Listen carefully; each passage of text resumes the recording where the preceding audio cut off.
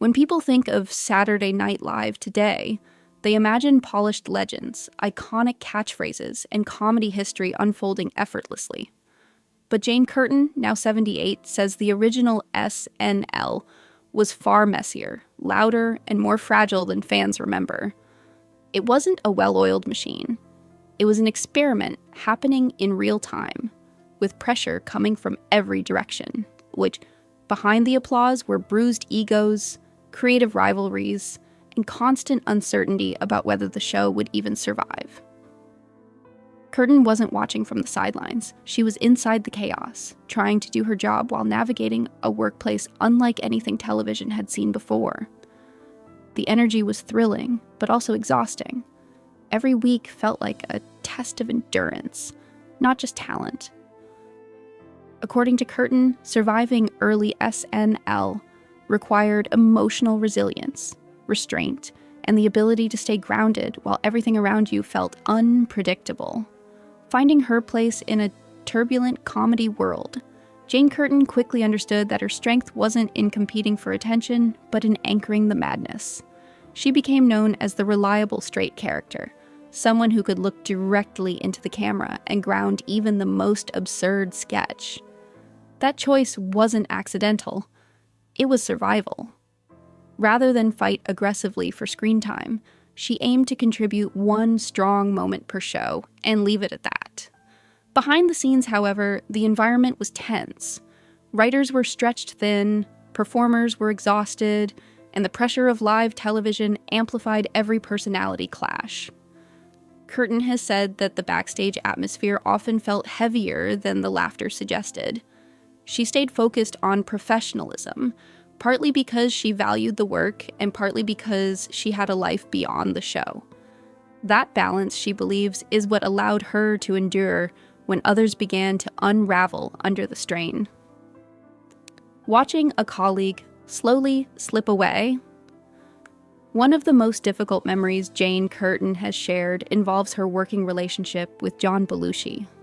She has always been careful to say the tension between them was never personal or rooted in dislike. Instead, it came from witnessing a gifted colleague lose control of himself. Curtin has described how Belushi's behavior changed over time, creating distance that felt unavoidable. To her, he was no longer the same person from one day to the next, and that unpredictability made collaboration painful. The culture surrounding excess was often romanticized, but Curtin saw the aftermath, the exhaustion, the misery, and the toll it took on everyone involved. For her, the intensity of the live broadcast itself was enough excitement. Everything beyond that felt unnecessary. She chose to step away from that lifestyle, focusing instead on her work and her family, even when it meant standing apart from the group. A complicated relationship with leadership. Curtin's experience at SNL was also shaped by a strained relationship with creator Lorne Michaels. As Belushi's struggles became more alarming, Curtin grew deeply concerned and felt compelled to speak up. She has recalled going to Michaels and expressing real fear that something terrible would happen if nothing changed. When her concerns were brushed aside, it created a fracture that lasted for years. Communication between them broke down completely, leaving Curtin feeling isolated and unheard. At one point, fellow cast member Gilda Radner reportedly acted as a quiet intermediary, passing messages back and forth. It was a painful period, not fueled by ego, but by frustration and helplessness. Curtin wasn't trying to control the show. She was trying to protect someone she believed was in danger. That disconnect left a lasting emotional mark on her time at SNL. Looking back without rose-colored glasses, with decades of distance, Jane Curtin has revisited old SNL episodes and been surprised by how little of it she finds impressive.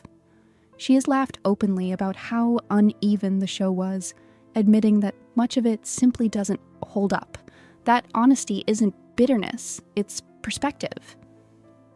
Curtin acknowledges that there were moments of brilliance, sketches that still make her laugh, and performances that captured something electric. But she rejects the idea that everything was golden. Early SNL was experimental, inconsistent, and often flawed. What made it historic wasn't perfection, but risk. Curtin believes nostalgia tends to smooth over the rough edges, but the reality was far more chaotic. That chaos produced breakthroughs, but it also left scars. For her, both truths can exist at once, and pretending otherwise does a disservice to the people who lived it. The infamous Chevy chase and Bill Murray clash. Among the most painful moments in early SNL history was the confrontation between Chevy Chase and Bill Murray in 1978.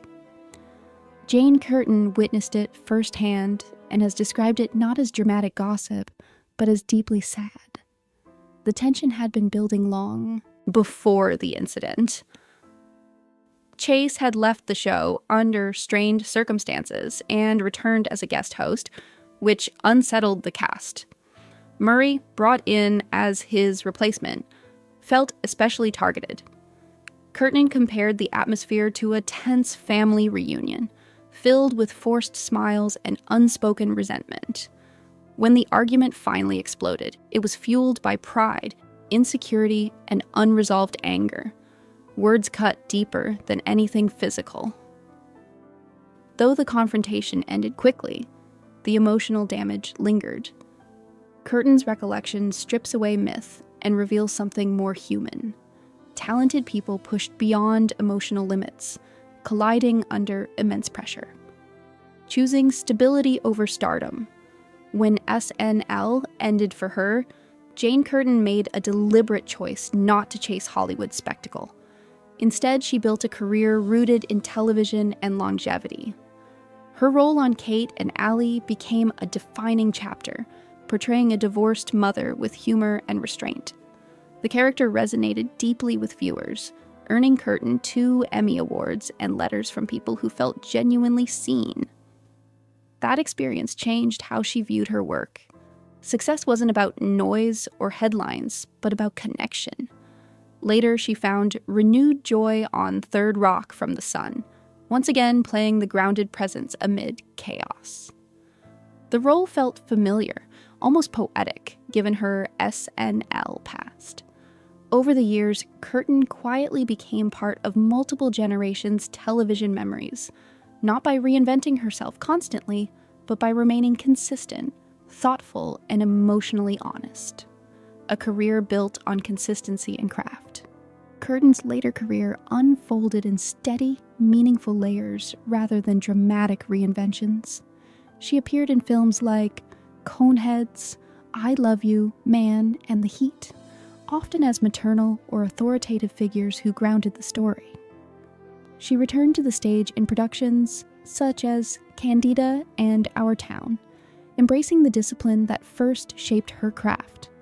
She narrated audiobooks, lent her voice to animated series, and even competed on Jeopardy's celebrity tournament, donating her winnings to charity. These choices reflected who she was, someone more interested in substance than spotlight. Curtin never disappeared, she simply worked. Her presence remained familiar, dependable, and quietly respected. In an industry that often rewards excess, her career stands as proof that consistency, intelligence, and restraint can be just as enduring as spectacle. Life beyond the studio. Lights away from television, Jane Curtin built a private life defined by stability and devotion. She married television producer Patrick Francis Lynch in 1975, and together they raised their daughter far from Hollywood's constant noise. Their home in Connecticut offered the calm and privacy Curtin valued deeply. That long partnership ended in profound loss when Lynch passed away in 2025, closing a nearly 50-year chapter of shared life. Now in her late 70s, Curtin reflects on a life that balanced ambition with restraint. She never chased chaos, even when surrounded by it. Instead, she chose steadiness, family, and purpose. That choice shaped not only her career, but her sense of self. Her story is not one of spectacle, but of endurance, and that may be her most lasting legacy. Rewriting the story of early SN. Jane Curtin's reflections challenge the polished myth of early Saturday Night Live. Her story doesn't diminish its importance, it deepens it. By speaking honestly about tension, fear, and emotional cost, she restores the humanity behind the legend. The laughter was real, but so was the struggle. Careers were built, but some were damaged. Friendships formed, others fractured. Curtin's perspective reminds us that cultural milestones are made by people, not myths. And people are complicated. At 78, her voice carries clarity rather than bitterness, truth rather than nostalgia. She doesn't ask viewers to stop loving SNL, only to understand it more fully. Once you hear her side, the show doesn't lose its magic, it gains context. And that truth, quietly told, may be the most valuable contribution of all.